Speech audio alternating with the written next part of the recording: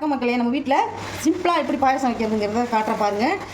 ஒரு 2-3 டம்ளர் தண்ணியை கொதிக்க விட்டோன்னே அதில் உங்களுக்கு தேவையான அளவு சேமியா பாயசம் சேமியா போட்டு நல்லா கொதிக்க விடணும். இப்போ நான் போட்டு கொதிக்க விட்டுருக்கேன். பாருங்கள், பாயசம் நல்லா வெந்துருச்சு. இப்போ பாயசத்துக்கு தேவையான வெல்லம் போட்டுக்கலாம். சர்க்கரையும் போடலாம். சர்க்கரையை விட வெல்லம் போட்டிங்கன்னா எனக்கு டேஸ்ட்டாக இருக்கும். போட்டுக்கலாம். தண்ணி பத்தலை, இன்னும் கொஞ்சம் தண்ணி நான் ஊற்றிக்கிறேன். இப்போ பாருங்கள், பாயசம் வெல்லம் போட்டு கரைஞ்சி ரெடி ஆகிடுச்சு. இப்போ பழப்பழம் பாருங்கள். அடுத்து என்ன போடணும்னா 2-3 ஏலக்காய் தட்டி வச்சுருக்கேன், அதையும் போட்டுக்கிறேன். அடுத்தது திக்கான பால் காய்ச்சி வச்சுருக்கேன். ஒரு 200 பால் எடுத்து வச்சுருக்கேன், அதையும் ஊற்றுறேன். உங்களுக்கு தேவையானாலும் ஊற்றிக்கிங்க. திக்காக வேணாலும் ஊற்றிக்கலாம். தண்ணியானும் எந்த பதத்தில் பாயசம் சாப்பிடணுமோ அந்த பதத்தில் திக்கான பாலை காய்ச்சி வச்சுக்கணும். நான் ஆவின் பால் தான் காய்ச்சி வச்சுருக்கேன்.